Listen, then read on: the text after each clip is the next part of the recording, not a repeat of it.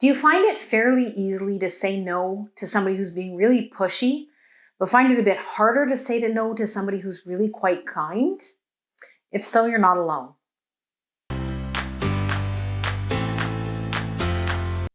Setting boundaries is a hard task. Sometimes it gets a bit easier as you're working towards setting boundaries to do it with people who are being really overly pushy and unkind.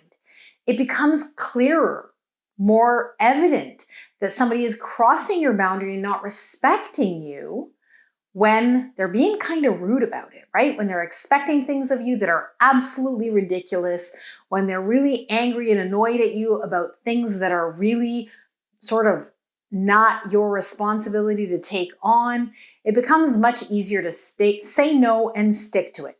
For some people, at least. Some people have a really hard time with that kind of personality.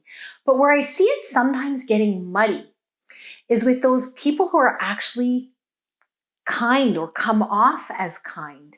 And they're sort of gently pushing you to shift your boundaries. So, for instance, if you are asked to do something and you say you're not able to right now, instead of yelling at you and telling you have to get it done right now, and you don't have a choice, they'll sort of gently and kindly say, this is really important for the team. This has to be done right now because everyone else is depending on this being finished. And so there's this kindness on the surface that makes it sometimes harder to say no to people who are not being as outwardly pushy.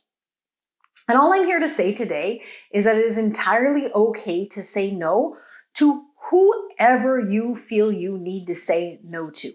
Whether that person is being rude and pushy or super kind and accommodating, if there is something you're being asked to do that you can't do, that you don't feel you want to do, it is okay to set your limits and say no. Keep your radar out for those people who do it in a kind and sometimes manipulative way.